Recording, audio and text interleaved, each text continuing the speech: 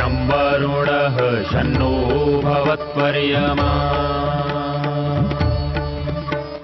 शन्न इन्द्रो बृहस्पतिः शन्नो विष्णुरुक्रमः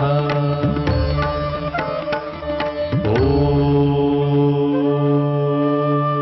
शान्ति शान्ति शान्तिः।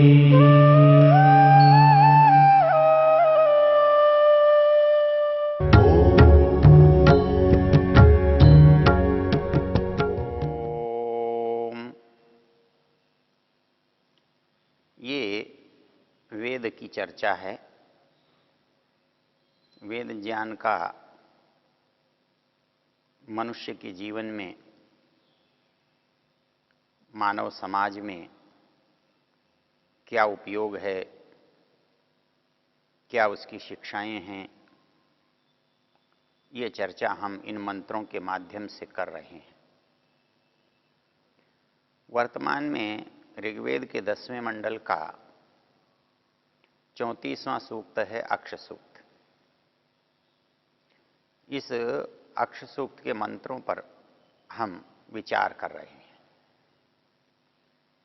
जैसा बताया था कि ऐसा लगता है कि ये भी कोई चीज़ है जो बताई जाए। हमको ये लगता है कि जैसे ये बहुत बड़ी बुराई है और यदि उसकी वेद में चर्चा है तो इसका मतलब तो बुराई हर समय होती है। हम ये भूल जाते हैं बुराई और अच्छाई बड़ी सापेक्ष वस्तुएं हैं। ये दोनों कथन जो हैं, एक के बिना दूसरा अधूरा है। दुनिया में अच्छाई ना हो तो बुराई को बुराई कोई नहीं कह सकता, और बुराई ना हो तो अपेक्षा से अच्छाई क्या चीज़ होती है। इसलिए हमें एक बात याद रखनी चाहिए कि संसार धर्म अधर्म, अच्छाई बुराई, पाप पुण्य, सुख दुख, ये सबके शाश्वत बने रहने का नाम है। और अक्ष जो है जुआ, वो इन्हीं में से एक का प्रतीक है। हमने जैसे पहले आपसे निवेदन किया कि हमारी जो भावनाएं हैं जिनसे मनुष्य चलता है, ये भावनाएं मनुष्य को जीवित रखने का काम करती हैं। ये भावनाएं मनुष्य को अपने को सुरक्षित रखने का काम करती हैं। यही भावनाएं अपने लिए वस्तुओं को उपार्जित करने का काम करती हैं। यही भावनाएं अगली पीढ़ी को जन्म देती हैं। यही भावनाएं हमें संसार में अपने अस्तित्व को बनाकर रखने के लिए काम आती हैं। तो इसलिए ये भावनाएं तो अनिवार्य हैं, इनको समूल हटाया नहीं जा सकता। जैसे ऊर्जा, ऊर्जा को आप ये नहीं कह सकते ये अच्छी है बुरी है, ऐसी है वैसी है। ऊर्जा ऊर्जा है। ये जो इसका उपयोग करने वाला है, ये उस पर निर्भर करता है कि इसका वो किसी अच्छे काम में उपयोग लेता है या इसका वो किसी बुरे काम में उपयोग लेता है। तो ये जो स्थिति है, यदि ये हमारे ध्यान में रहे तो वेद की बात हमें उतनी विचित्र और अटपटी नहीं लगेगी जैसा हम समझते हैं। क्योंकि अक्ष तो एक हमारी प्रवृत्ति का प्रतीक है, द्योतक है, और वो हमारी प्रवृत्ति है लोभ। तो उस लोभ की प्रवृत्ति से क्या होता है ये हमने पीछे देखा। हमने पिछले मंत्रों में देखा था, द्वेष्टि श्वश्रूरपजाया रुणद्धि न नाथितो मिंदते मर्डितारम अश्वस्येव जरतो वस्न्यस्य नाहम विंदामी कितवस्य भोगम। कहता है कि परिवार के लोग ही उसे पसंद नहीं करते, जो सबसे निकट सबसे अपना व्यक्ति है वही उसे अपना शत्रु मानता है, दूर रखना चाहता है। द्वेष्टि श्वश्रूरपजाया रुणद्धि, पत्नी अपने से दूरी बना लेती है। नाथितः मर्डितारम न विंदते, बहुत प्रार्थना करने पर भी कोई सुख का देने वाला, सहायता करने वाला नहीं मिलता। और उसकी स्थिति बिल्कुल वैसी हो जाती है जब कोई बैल है, घोड़ा है, जानवर है, जब तक वो उपयोगी होता है सवारी के, दूध के, काम के, तब तक उसकी बहुत सेवा होती है, उसको अच्छा खिलाया जाता है, अच्छा पिलाया जाता है, ध्यान रखा जाता है। लेकिन वही जानवर यदि बूढ़ा हो गया, बेकार हो गया, तो लोग उसको बोझ मानने लगते हैं, उसकी सेवा करना तो दूर है, उसकी ओर ध्यान भी नहीं देते। लोक में एक उक्ति है, सींग झड़े खुर घिसे पीठ न बोझा ले, ऐसे बूढ़े बैल को कौन बांध घुस दे। बैल हमारे लिए बड़ा उपयोगी है, गाड़ी में, हल में, सवारी में, बोझा ढोने में। लेकिन वही बैल बूढ़ा हो गया, सींग टूट गए, पैरों भी बेकार हो गए, पीठ भी वजन नहीं उठा सकती, तो ऐसे बैल को लोग व्यर्थ मानते हैं और उसकी सेवा नहीं करते। वही उपमा इस मंत्र में है, जरतो वस्न्यस्य। जो घोड़ा अपनी जवानी में बड़ा कीमती था, वस्न मूल्य को कहते हैं, बहुमूल्य को कहते हैं। जरतो व्यसन से, जरता जब बूढ़ा हो जाता है, ज्रीवयोहानव, जब कमजोर हो जाता है, तो ऐसे कमजोर घोड़े के लिए कोई दाम नहीं लगाता, कोई मूल्य नहीं देता। ऐसे ही मेरी स्थिति हो गई है। मैं भी इस जुए को खेलते खेलते वैसे ही निरुपयोगी, उपेक्षणीय और दूसरों के द्वारा कुत्सित या दयनीय दृष्टि से देखा जाने वाला बन गया हूं। लोग मेरी उपस्थिति को अच्छा नहीं समझते, मुझसे घृणा करने लगते हैं। तो इसलिए ये भाव ये बता रहे हैं कि अति लोभ करने से हमारी क्या परिस्थिति होती है। इसका अगला मंत्र है, अन्ये जायाम परिमृशन्त्यस्य यस्यागृधद्वेदने वाज्यक्षः पिता माता भ्रातर एनमाहु न जानीमो नयता बुद्धमेतम। कहता है कि इससे क्या क्या नुकसान होते हैं। जब हम लोभ में दूसरे के अधीन हो जाते हैं, दूसरों के सामने निर्बल हो जाते हैं, दूसरों के सामने याचक बन जाते हैं, तब हमारे लोग हमारे अपने लोगों को किस तरह शोषित करते हैं, अपमानित करते हैं, उनको दुख देते हैं, उसका ये बड़ा अच्छा चित्रण है। अन्य जायाम परिमृशन्त्यस्य,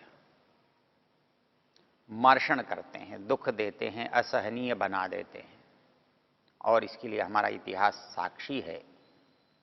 हमारे इतिहास में उदाहरण है, जब धर्मराज युधिष्ठिर ने जुए में हार मानी और अपनी पत्नी को भी दांव पर लगा दिया, और वो पत्नी वस्तु बनकर पराजित व्यक्ति के से छीन ली जाती है, ले ली जाती है। वैसे ही कौरवों ने, दुशासन ने, दुर्योधन के मित्रों ने उसका अपमान किया। अन्य जायाम परिमृशन्त्यस्य। यहाँ एक रोचक और भी ध्यान देने की बात है, जो प्रसंग से कही जा सकती है। ये एक उदाहरण है और इसे बहुत से लोग आदर्श समझते हैं और इसलिए आदर्श समझते हैं कि धर्मराज युधिष्ठिर ने भीष्म जी के कहने से जुआ खेला और इसके लिए संस्कृत की एक उक्ति काम में लाते हैं, आज्ञा गुरुणाम यह विचारणीया। अर्थात जो हमारे बड़े लोग हैं वो यदि कोई आदेश देते हैं, कोई काम कहते हैं, तो उसमें हमें दोष नहीं निकालने चाहिए, उसे मना नहीं करना चाहिए और कर लेना चाहिए। यही बहाना धर्मराज युधिष्ठिर ने, जब धृतराष्ट्र ने उसको जुए के लिए निमंत्रित किया तब कहा, और ये कहा कि भाई मेरे दादा हैं, मेरे गुरु हैं, पितामह हैं, पिता हैं, तो वो जो कहते हैं वो मुझे मानना चाहिए।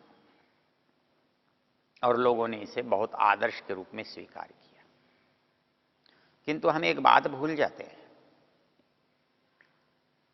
हमारे यहाँ आदर्श जो कुछ होता है वो सत्य से जुड़ा हुआ होता है, औचित्य से जुड़ा हुआ होता है, न्याय से जुड़ा हुआ होता है। मतलब कोई आदेश जिसमें औचित्य न हो, न्याय न हो, तो कोई सहज उचित सत्य बात न हो, तो वो बात स्वीकार नहीं होती, होनी नहीं चाहिए।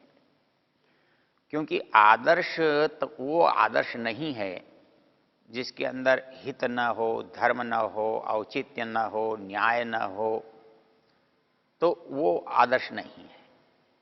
और जब हम भावनावश किसी को बड़ा मानकर उनकी गलतियों को भी स्वीकार करने लगते हैं तो फिर हम धर्म नहीं करते, फिर हम अधर्म करते हैं, अन्याय करते हैं, पाप करते हैं। इसलिए नाम तो भले ही धर्मराज है युधिष्ठिर का, लेकिन जुए के संदर्भ में आप देखेंगे तो न केवल अनुचित किया है बल्कि अपने परिवार के, पत्नी के, दूसरे लोगों के साथ अन्याय भी किया है, अनुचित भी किया है। तो ये जो समाज में एक धारणा बन गई कि बड़े लोग कहते हैं तो वो मान लेना चाहिए, यदि बड़े लोग अनुचित कहते हैं तो उसे कदापि स्वीकार नहीं करना चाहिए। आप कहेंगे कि ये तो फिर अधर्म हो जाएगा, नहीं। इसका दूसरा उदाहरण आप देख सकते हैं। इसका दूसरा उदाहरण है रामायण का। दशरथ राम से कहते हैं, हे राम, मैंने 3 वर कैकेयी को दिए तो हैं, ये जो वर दिए हैं इन वरों को मैं मजबूर हूं देने के लिए, लेकिन तुम मानने के लिए बाध्य नहीं हो। तुम ऐसा करो, मुझे बांध करके जेल में डाल दो और तुम स्वयं राजगद्दी संभाल लो, वो वर तुम्हें कहीं बाधक नहीं बनने वाले। तो ये दोनों जो वर हैं ये मेरी प्रतिज्ञावश मैंने दिए हैं, लेकिन तुम पर वो प्रतिज्ञा बाध्यकारी नहीं है। श्री राम कहते हैं ऐसा नहीं हो सकता। जो मेरे पिता ने वचन दिया है उसका पालन करना पुत्र का धर्म है, पुत्र का कर्तव्य है, ये उसकी नैतिकता है। और राम कभी भी अधर्म से च्युत नहीं होता, राम कभी अनुचित नहीं करता, इसलिए उसका नाम मर्यादा पुरुषोत्तम है। वो मर्यादाएं हमारे जीवन में काम आती हैं, उनसे हमारा जीवन व्यवस्थित, सुरक्षित, सुखदायक बनता है। इसलिए मर्यादा का उल्लंघन किसी बहाने से किया जाता है तो वो अनुचित है, गलत है। तो यहाँ पर भी हमें सोचना है कि जुए को यदि हम युधिष्ठिर ने खेला है इसलिए आदर्श माने, तो युधिष्ठिर ने खेला हो या किसी और उससे बड़े ने खेला हो, वो अनुचित था, अनुचित है। इसलिए ऋषि दयानंद ने एक अद्भुत बात कही है। उनसे पूछा गया, जी हमारे माता पिता, बड़े लोग, गुरुजन यदि कोई अनुचित बात माने, कहें, तो उसे स्वीकार करना चाहिए कि नहीं करना चाहिए?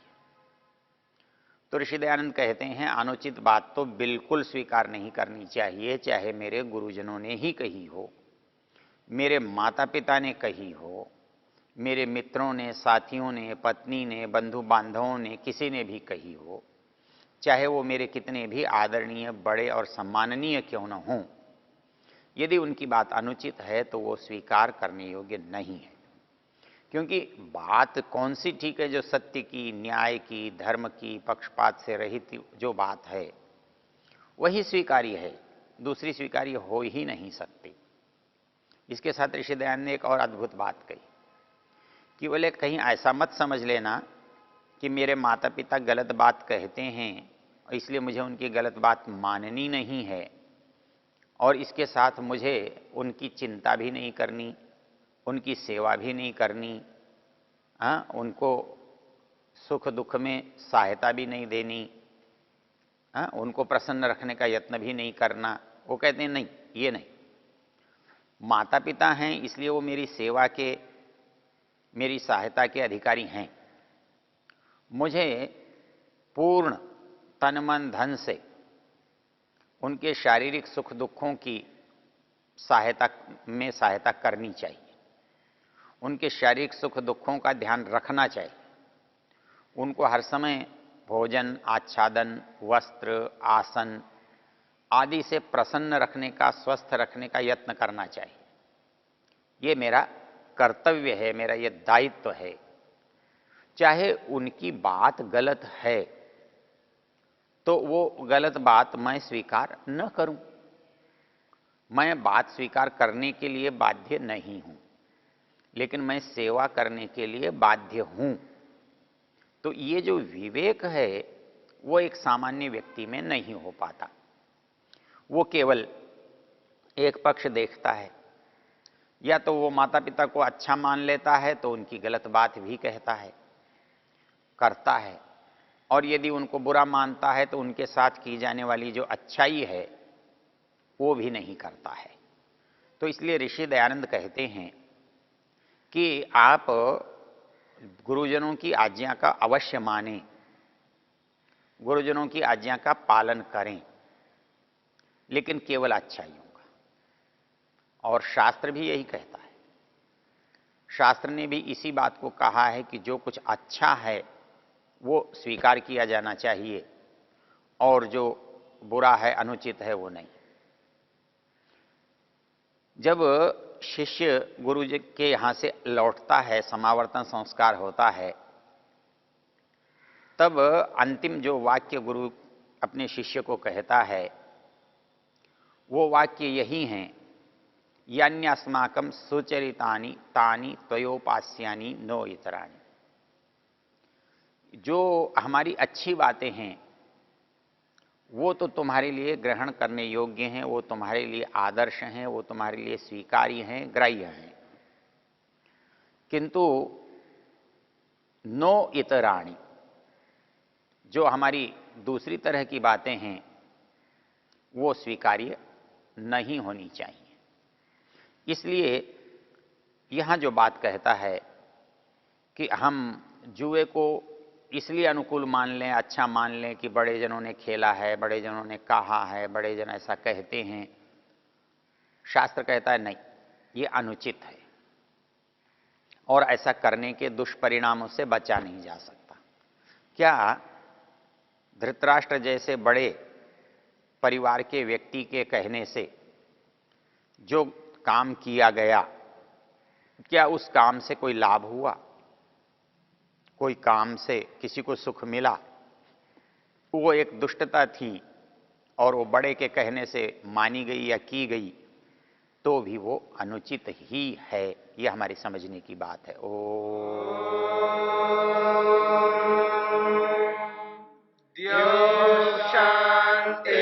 शांतिरंतरिक्षं शांतिर्पृथिवी शांतिरापः शांतिरोषधयः शांतिः वनस्पतयः शांतिर्विश्वे देवा शांतिर्ब्रह्म शान्तिरेव शान्ति शान्ति